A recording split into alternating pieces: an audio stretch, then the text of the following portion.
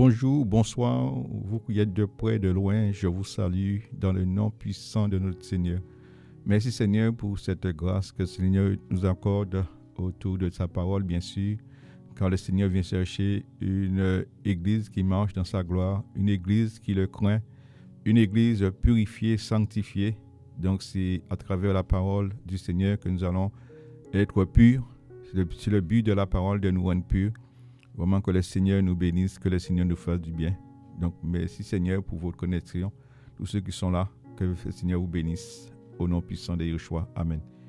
Père, nous te rendons grâce et nous te bénissons. Nous te disons merci pour ta grâce, merci pour ton amour, ta magnificence. Merci pour tes bienfaits envers ton peuple, envers l'humanité. Que ton nom soit béni, glorifié, magnifié dans le nom de Yeshua. Amen. Merci Seigneur. Donc, nous allons tout de suite prendre un passage qui se trouve dans le livre de Marcos, chapitre 13, verset 31. Donc, je fais lecture dans le nom de Yeshua. Le ciel et la terre passeront, mais mes paroles ne passeront jamais. Je reprends. Le ciel et la terre passeront, mais mes paroles ne passeront jamais. Amen. Donc, ce sont les paroles de notre Seigneur, Yeshua Mashiach, qui nous confirment et qui nous affirment que le ciel et la terre passeront, mais ces paroles ne passeront point. Donc, combien nous devons choisir et chercher ce qui ne passera point? Et c'est la parole du Seigneur qui ne passera point. Donc, combien nous devons vivre par sa parole, par l'Esprit du Seigneur? Voilà, parce que sa parole est éternelle, sa parole c'est lui-même. Donc, nous avons besoin de sa parole. C'est pourquoi il nous dit de chercher premièrement son royaume et sa justice. Donc, c'est avec sa parole que nous allons chercher le royaume et la justice de notre Elohim. Voilà, cette justice qui ne passera point, cette parole qui ne passera point. Et l'homme a besoin de la parole du Seigneur. Voilà, l'homme a besoin, voilà, de la parole au nom puissant de Yeshua. Voilà. Donc, le Seigneur veut nous parler de la marche. Voilà. La marche de l'enfant d'Élohim, c'est pas par la vue, c'est par la parole. C'est pourquoi le Seigneur disait à Abraham, marche devant ma face. Voilà, marche devant ma face. Donc, combien il est important de lire les Écritures? Les Écritures, lorsque tu lis, l'Écriture est devant tes yeux, devant ta face. Il est nécessaire de lire la parole. Et le Seigneur nous encourage de chercher vraiment, premièrement, son royaume et sa justice. Voilà. C'est parce que sa justice, elle est éternelle. Voilà. Nous allons prendre toujours Marcos chapitre 13, verset 1, qui nous dit: alors qu'il sort du temple, un de ses disciples lui dit: Docteur, regarde quelle pierre et quelle construction. Et Yeshua répondant lui dit: vois-tu ces grandes constructions? Il ne sera jamais laissé pierre sur pierre qui ne soit détruite. Et comme il était assis sur le mont des Oliviers, en face du temple, Pétros, Jacob, Yohanan et Andreas l'interrogèrent en particulier. Amen. Donc, c'est Yeshua qui est sorti du temple, et puis, mais un de ses disciples me dit, mais docteur, regarde ces constructions. Voilà. Donc, ce disciple, pratiquement, ses yeux étaient fixés sur... Il était étonné par ces belles pierres, ces constructions. Comme beaucoup sont étonnés aussi, ils ont le regard fixé sur ces constructions, sur ces belles pierres, ces méga shops, tout ça. Mais la Bible nous dit que Yeshua, sur le mont des Oliviers, c'est là qu'il enseignait ses disciples. Déjà, on voit que ce disciple, ses yeux étaient fixés sur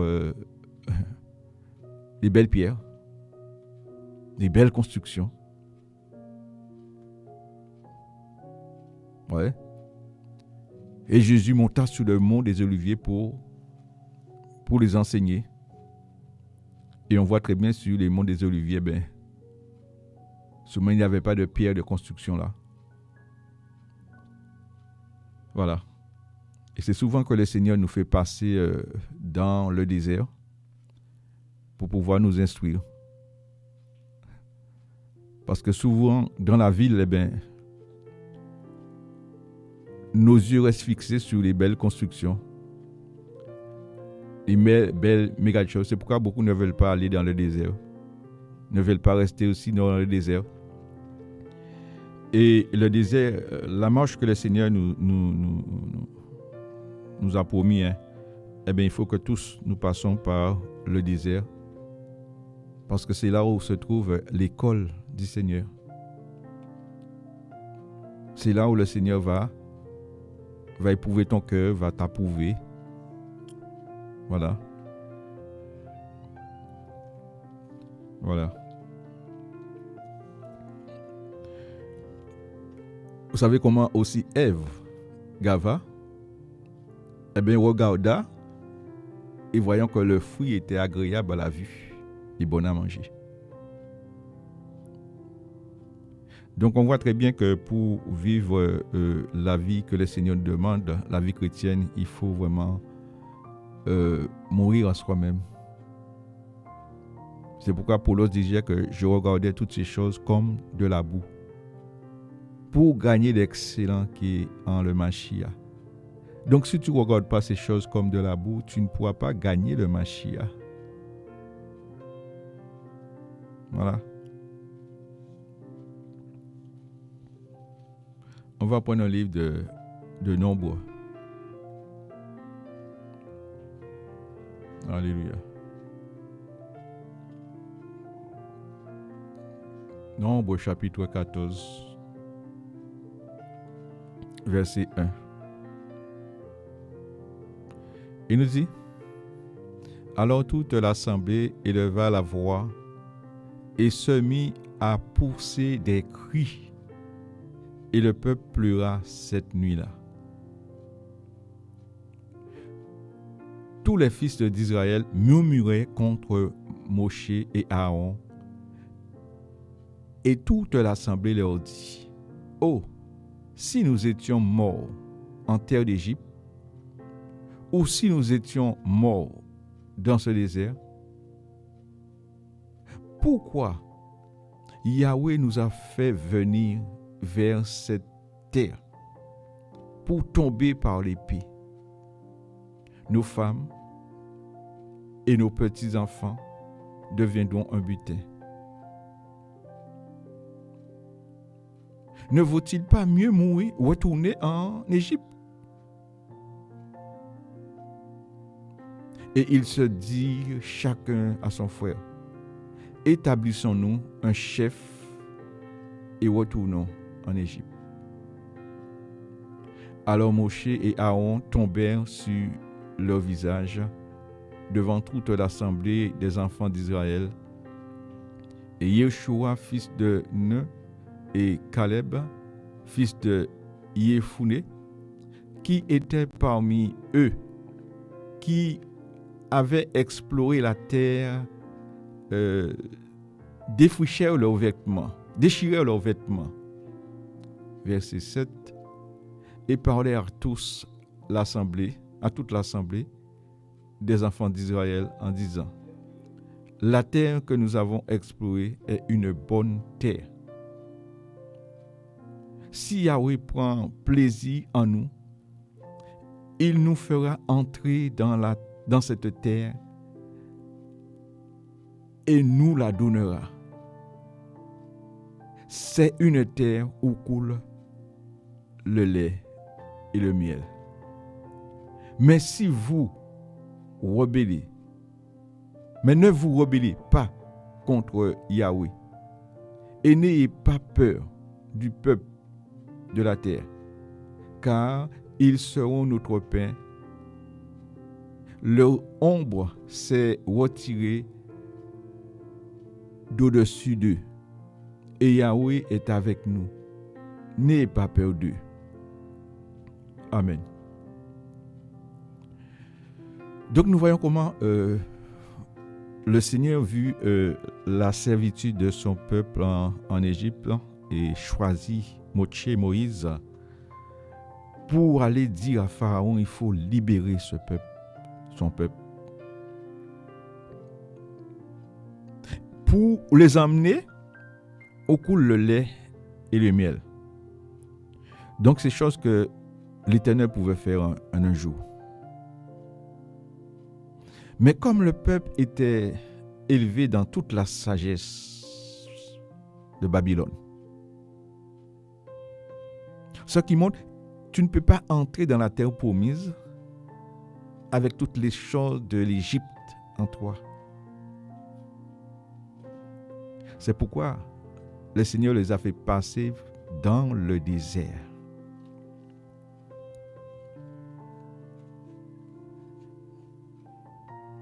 Tu ne peux pas servir le Seigneur avec les choses de l'Égypte.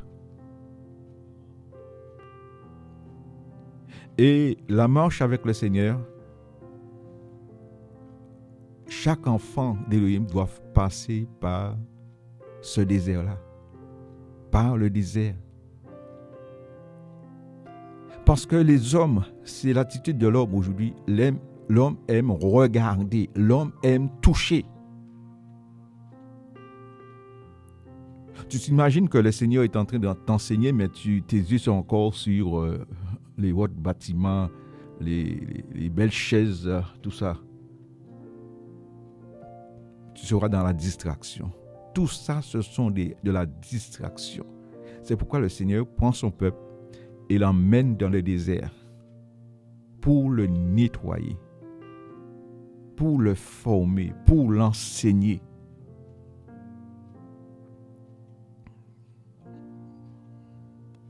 Parce que servir le Seigneur avec les choses de l'Égypte,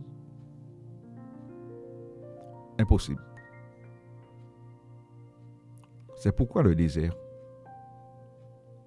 La marche avec le Seigneur, c'est que nous devons passer par le désert pour que le Seigneur puisse nous épurer, nous nettoyer, nous égorger, enlever toutes les vieilles semences, toutes vieilles levains, toute forteresse en nous, en ses enfants.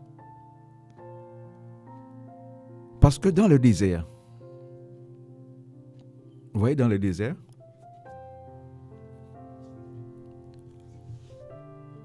tes yeux sont obligés fixés sur le Mashiach. Dans le désert, tu es obligé de rester face à face avec le Mashiach. Parce qu'il n'y a pas de belles méga shop là. Voilà. Dans le désert, Yeshua est ton boussole. Tu dois t'attendre sur lui. Il te veut pour lui seul. Quand tu comprendras ces choses, eh bien quand tu seras dans le désert, parce que on est appelé à des différentes déserts, tu vas essuyer les larmes de tes yeux. Et tu vas regarder ces choses comme un sujet de joie complète. Le désert fait partie de notre marche. C'est là la formation Et souvent, le Seigneur nous dit de prier le maître de moisson afin d'envoyer des ouvriers dans sa moisson. Mais l'ouvrier doit passer dans le désert. Imagine que tu n'es pas passé dans le désert. Eh bien, tu vas servir Elohim avec les choses de Pharaon. Et les choses de Pharaon ne peuvent pas donner la vie. Donc, combien de ceux qui ont refusé le désert et qui servent, pensant servir le Seigneur avec les choses de Pharaon?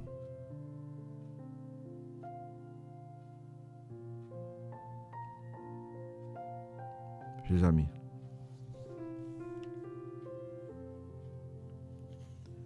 alléluia.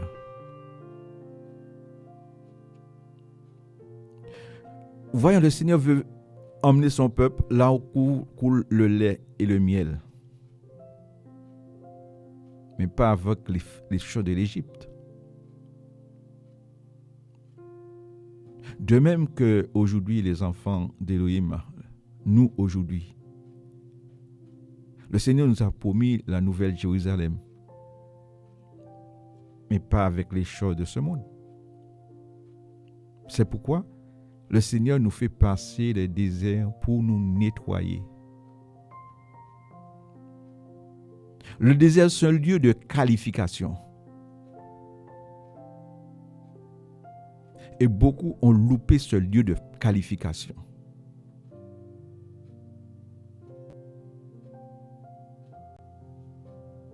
Vous voyez? Alléluia. Dans le désert,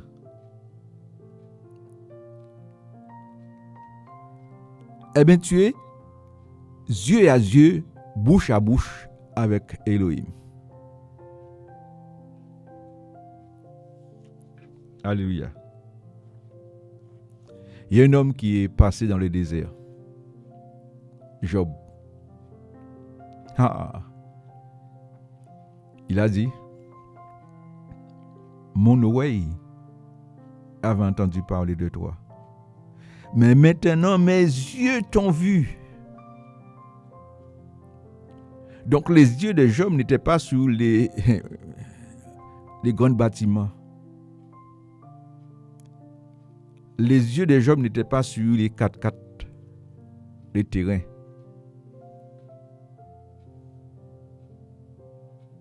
Comme beaucoup prêchent l'évangile avec les choses de l'Égypte, eh bien, ils prêchent leur bâtiment d'église. Ils prêchent leur 4x4, leur voyage, leur jet privé. Ils prêchent leur ministère. Un homme ne peut te donner que ce qu'il a reçu. Eh bien, beaucoup ne se sont pas laissés égorger dans le désert. Parce que est-ce que le Seigneur te dit de prendre ta croix chaque jour? Mais c'est ta mort, tu n'existes plus.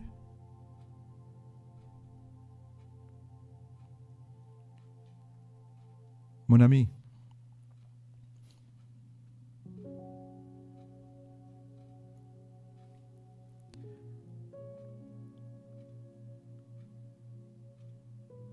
la Bible nous dit que le Seigneur n'habite pas dans des maisons faites de mains d'hommes. Vous voyez? Comme il disait un juif un jour, détruisez ce temple et je le rebâtirai en 3 jours. Il parlait de son corps. Un jour, Philippe dit, montre-nous le Père et cela nous suffit. Il dit, Philippe, il y a si longtemps que je suis avec vous, vous n'avez pas connu. Celui qui m'a vu a vu le Père.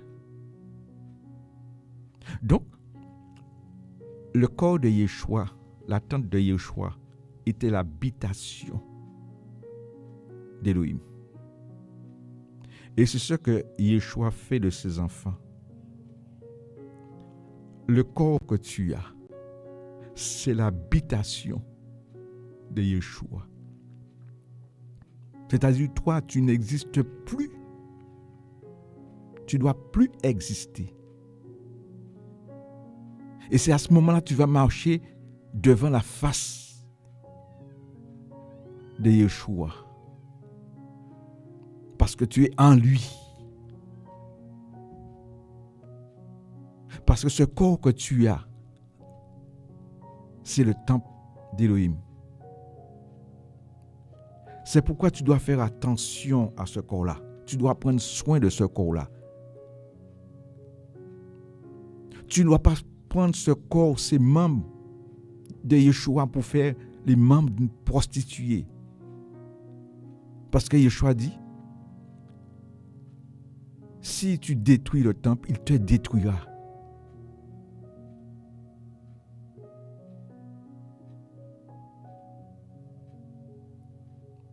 Et c'est souvent, beaucoup ne se sont pas laissés égorger dans le désert. Ils ont loupé le désert. Donc beaucoup servent le Seigneur avec les choses de l'Égypte.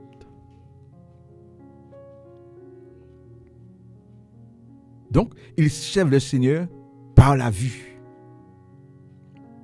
Ce sont quelque chose des religieux.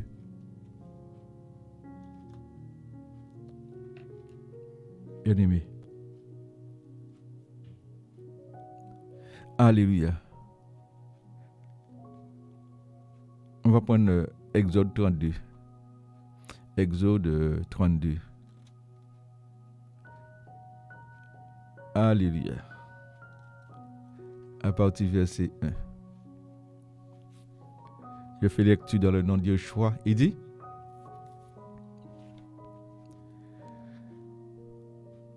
quand le peuple vit que Moshe tardait à descendre de la montagne, le peuple se rassembla autour d'Aaron et lui dit, lève-toi, fais-nous des Élohim qui marchent devant nous, car quant à ce Moshe, cet homme qui nous a fait monter de la terre d'Égypte, nous ne savons ce qui lui est arrivé. Aaron leur dit, mettez en pièces les anneaux d'or qui sont aux oreilles de vos femmes, de vos fils et de vos filles, apportez-les-moi. Tout le peuple mit en pièces les anneaux d'or qui étaient à leurs oreilles, et ils les apportèrent à Aaron. Ayant pris l'or de leurs mains, il leur façonna au ciseau, puis en faire un veau en métal fondu. Et ils dirent, voici tes Élohim, Israël, qui t'ont fait monter de la terre d'Égypte. Lorsqu'Aaron vit cela, il bâtit un autel devant le veau et cria en disant, demain, il y aura une fête pour Yahweh.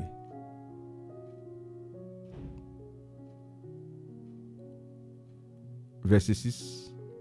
Le lendemain, s'étant levé de bon matin, ils furent montés les holocaustes et présentèrent des offrandes de paix. Et le peuple s'assit pour manger et pour boire. Puis ils se levèrent pour jouer. Alors Yahweh dit à Moshe, va, descends, car ton peuple que tu as fait monter de la terre d'Égypte s'est corrompu. Ils se sont promptement détournés de la voie que je leur avais ordonnée, et ils se sont fait un veau en métal fondu et se sont prosternés devant lui. Et ils ont offert des sacrifices, puis ont dit, voici tes Élohim qui t'ont fait monter de la terre d'Égypte. Amen. Donc nous voyons comment le Seigneur fait traverser les Hébreux dans le désert pour pouvoir vraiment les enlever les choses de l'Égypte, c'est-à-dire pour qu'ils pouvaient avoir le regard fixé sur Elohim. Vous voyez? Lorsque nos regards ne sont pas fixés sur Elohim, eh bien, on va automatiquement représenter les choses de l'Égypte. Et c'est ça qu'ils ont fait. La plupart ont fait parmi les Hébreux dans le désert. Et nous savons comment beaucoup sont morts dans le désert. Comment aujourd'hui, beaucoup aussi sont morts dans le désert. Ils ont été disqualifiés dans le désert.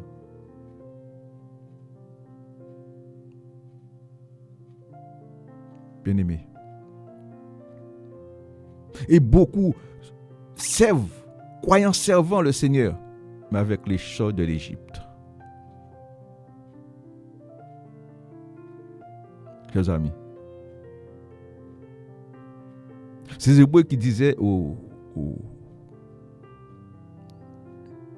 à Moïse, es-tu venu que nous amener dans les airs pour mourir? Mais chez Pharaon, il y avait tout ce qu'il y avait. Il y avait le boire et manger. Et c'est pourquoi beaucoup encore, chers amis, ils ont remis la dîme en place. Donc, ils ont des choses de l'Égypte en eux.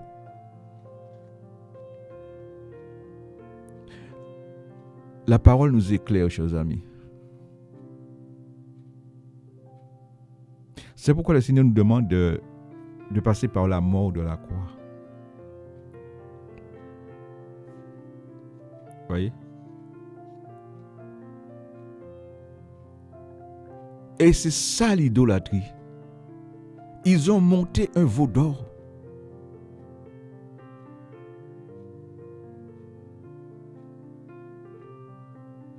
Beaucoup ont leur idolâtrie dans leur cœur. Chers amis, faisons-nous un Elohim qui marchera devant nous. Mais par contre, le désert te permet de voir Elohim face à face et bouche à bouche. Parce que souvent, le désert, il n'y a pas de porte de sortie. Vous voyez? Il n'y a pas de porte de sortie dans les déserts. C'est pourquoi le désert que le Seigneur nous fait passer, il vient comme la porte. Je suis le chemin, la vérité, je suis la porte, je suis la vie. Chers amis,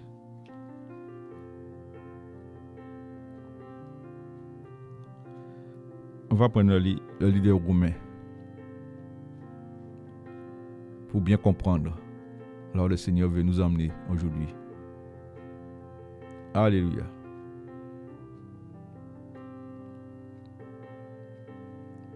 Romains chapitre 13, à partir du verset 12.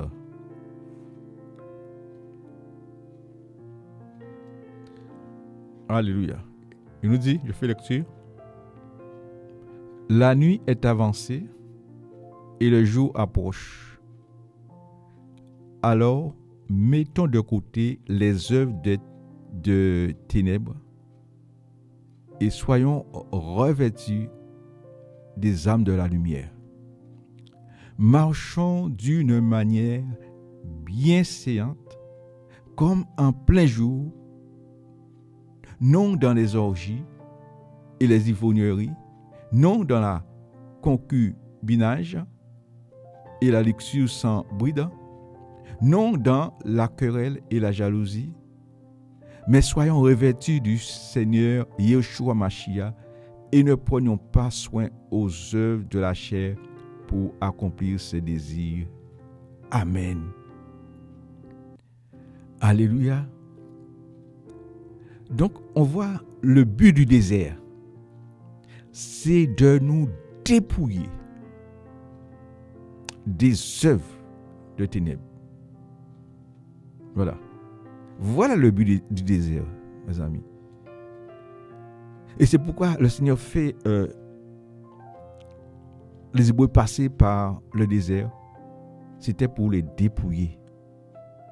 Parce que rien de souillé ne peut entrer dans le royaume des cieux.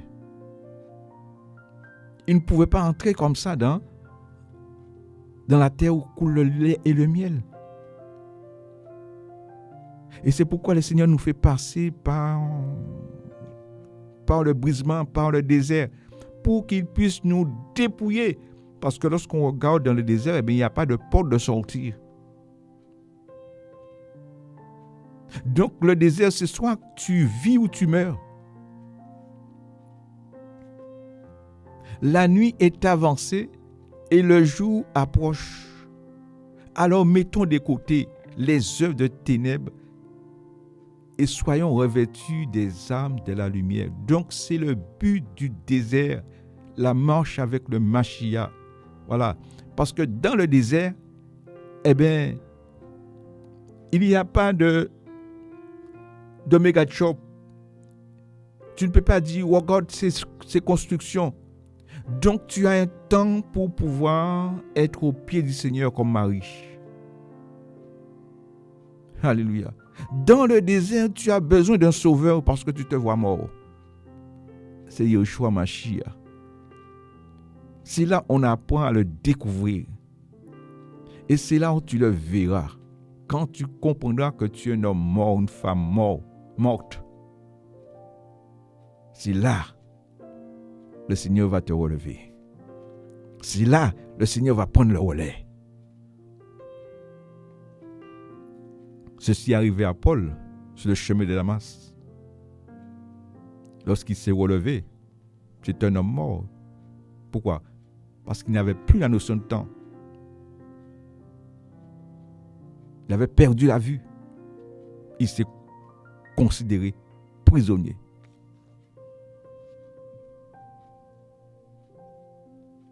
Le désert n'est pas un lieu pour te tuer. Mais si tu ne comprends pas le message, toi-même, tu peux aller à la mort. Donc le désert, ce n'est pas un lieu de murmure. C'est un lieu d'intimité. C'est un lieu d'école, un lieu d'examen, un lieu de dépouillement.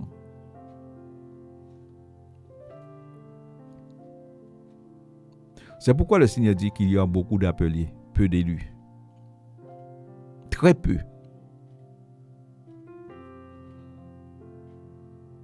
Élus. Parce que le Seigneur nous invite à chercher premièrement son royaume. Mais beaucoup cherchent le ministère, le travail, la réussite ensemble, ici-bas, le mariage. Beaucoup vivent par la vie. Beaucoup sont religieux, beaucoup sont dans l'idolâtrie. Idolâtrie pour ton bâtiment d'église, idolâtrie pour ton pasteur. Tellement d'idolâtrie aujourd'hui. À cause de la vue.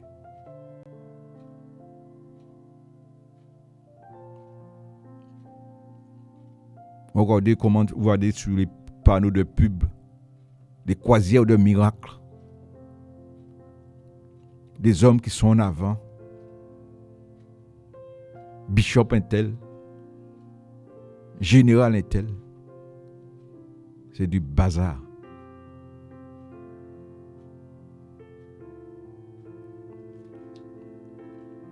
On voit très bien que ce sont des hommes qui ont refusé le désert. Ils ont refusé le dépouillement.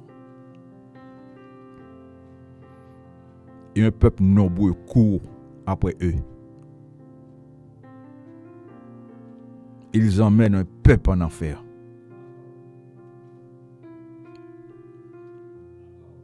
Le Seigneur dit bien, c'est à leurs fruits que vous le reconnaîtrez. Des hommes divorcés, remariés, connaissant le Seigneur. On voit très bien qu'ils ne sont pas dépouillés. Ils ont refusé le désert. Et dans la marche avec le Seigneur, impérativement, chacun passe par le désert.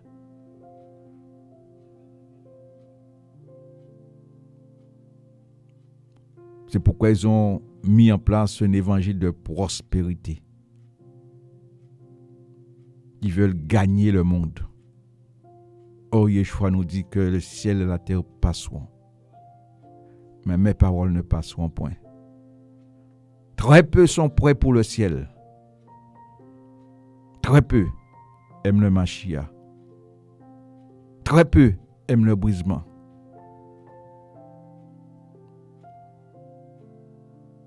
Souvent, nos chants, ça ne vient pas du doigt du cœur. C'est du bout des lèvres. Et Jésus disait, ce peuple m'adore des lèvres.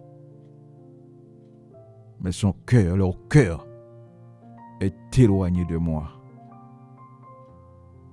Est éloigné. Le péché nous éloigne du Mashiach. Beaucoup sont éloignés du Seigneur. Ils parlent du Seigneur. Beaucoup ne marchent plus avec le Seigneur. Chers amis,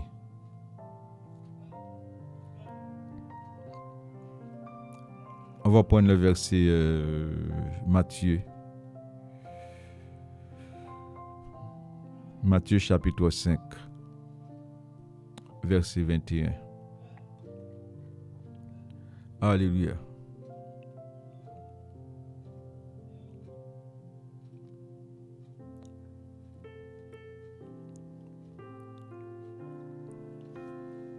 Il est écrit,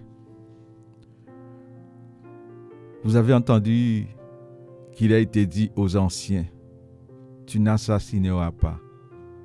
Et celui qui assassinera sera puni, sera passible de jugement. Mais moi je vous dis, quiconque se met en colère sans cause contre son frère sera passible du jugement. Et celui qui dira à son frère Raka sera passible du Sanhédrin. Et celui qui dira fou sera passible de la géhenne de feu. Amen. Vous avez entendu dire qu'il a été dit aux anciens, tu n'assassineras pas. Et aujourd'hui, il y a tellement d'assassins spirituels.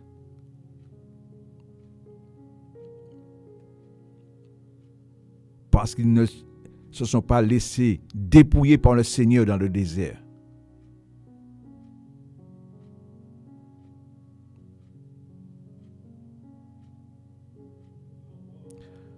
C'est pourquoi là, un jour, Pétrus dit à Yeshua, combien de fois pardonnerai-je à mon frère lorsqu'il péchera contre moi? Combien de fois? Il voulait bien s'assurer. Parce qu'en l'homme même, il n'y a rien de mauvais. Rien de bon, dis-je. Il n'y a rien de bon quand l'homme a péché. Il n'y a rien de bon. Il n'y a que la méchanceté. Et l'homme a reçu le salaud du péché qui est la mort. C'est pourquoi le Seigneur nous fait passer par le désert. Pour enlever la mort en nous. Pour mettre sa vie. C'est dans l'intimité avec le Seigneur qu'il fait toutes ces choses. C'est pourquoi il dit, il y a de ceux qui véhiculent, qui ont une odeur de vie donnant la vie, et de ceux qui ont une odeur de mort, distillent dans la mort. Parce qu'ils ont en eux les choses mondaines, les choses de Babylone. Parce qu'ils ont refusé les déserts que le Seigneur leur faisait passer. Ils ont refusé la formation du Seigneur.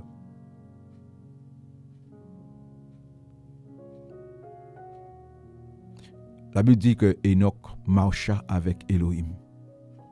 Il n'a pas vu la mort parce qu'il était agréable.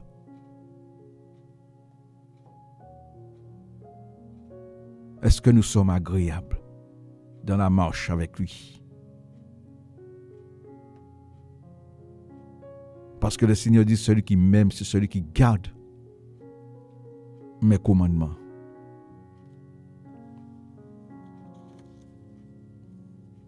Il est temps de se préparer.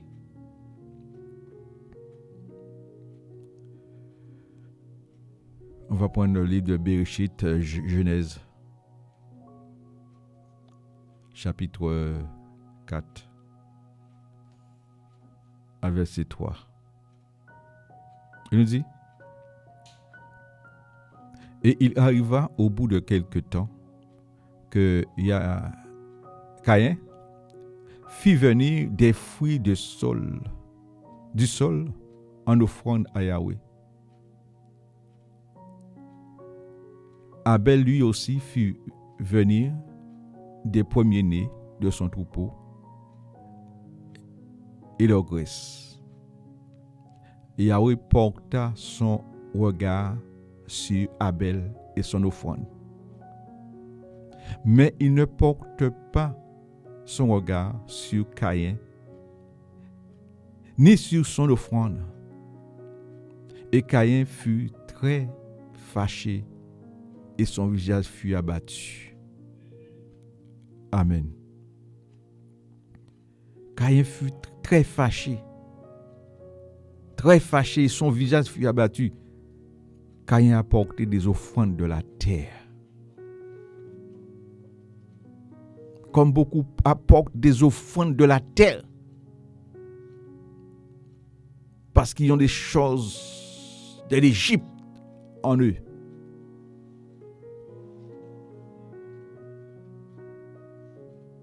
Grâce Seigneur. Beaucoup marchent en ennemis de la croix.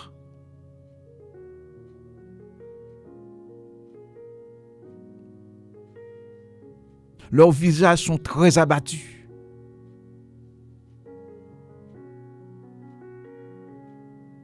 Ils sont jaloux de leurs frères. Caïn fut irrité contre son frère et le tua. Où? Dans le champ.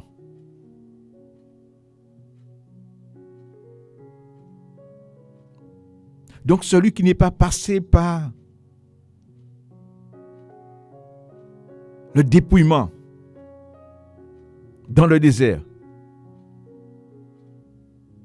il peut être là ensemble avec toi. Et il peut se jeter sous toi pour te tuer. C'est terrible.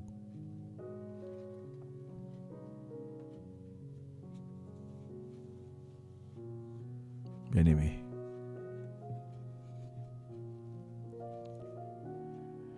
Jérémie. Alléluia.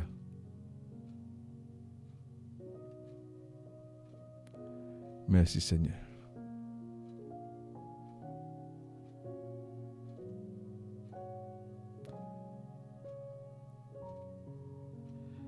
Jérémie chapitre 29.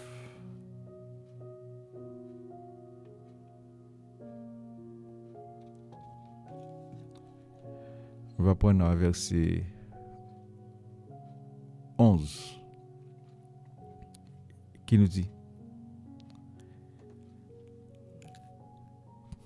Car je sais que les pensées que j'ai pour vous, déclaration de Yahweh, sont des pensées de paix et non pas d'adversité, pour vous donner une fin telle que vous l'espérez. Alors vous m'appellerez et vous partirez. Vous me prierez et je vous écouterai. Vous me chercherez et vous me trouverez, car vous me consulterez de tout votre cœur. Car je me laisserai trouver par vous. Déclaration de Yahweh. Je ramènerai vos captifs. je vous rassemblerai de toutes les nations et de tous les lieux où je vous ai chassés, déclaration de Yahweh, et je vous ramènerai dans le lieu d'où je vous ai exilés. Alléluia. Alléluia. Car je sais que les pensées que j'ai pour vous, déclaration de Yahweh, ce sont des pensées de paix et non d'adversité pour vous donner une fin telle que vous l'espérez. Quand Yahweh te fait passer par le désert, c'est pour que tu rentres dans son plan. C'est pour que tu puisses le rencontrer véritablement. C'est pour que tu puisses ce témoin véridique. Alléluia. Donc si tu refuses le désert, comment peux-tu être agréable devant le Seigneur? Ta prière est une abomination.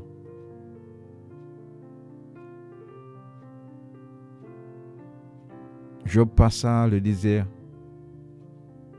Et dans le désert, il ne pécha point par ses lèvres.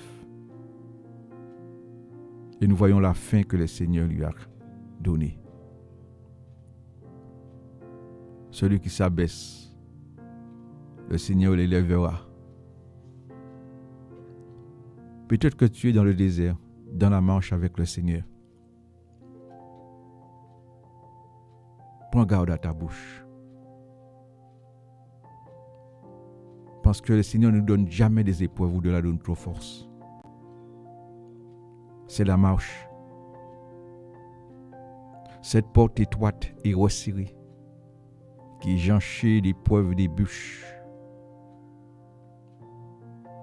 C'est pourquoi le Seigneur te dit il faut que tu t'armes pour souffrir pour lui.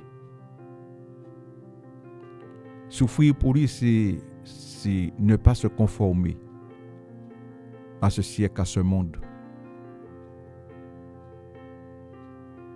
Le Seigneur prépare son ecclésia, prépare ses élus, des hommes forts. Des hommes forts, c'est-à-dire un homme qui n'existe plus. Où Yeshua a pris toute la place dans sa vie. Un homme bon, c'est un homme qui s'est laissé toucher et transformer par Yeshua.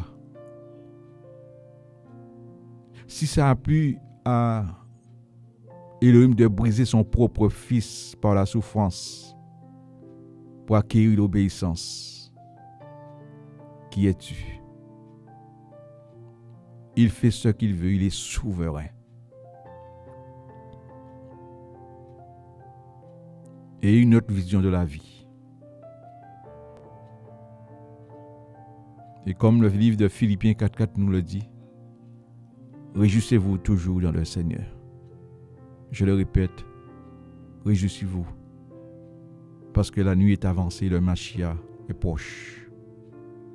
Que le Seigneur nous bénisse et nous fortifie dans sa grâce.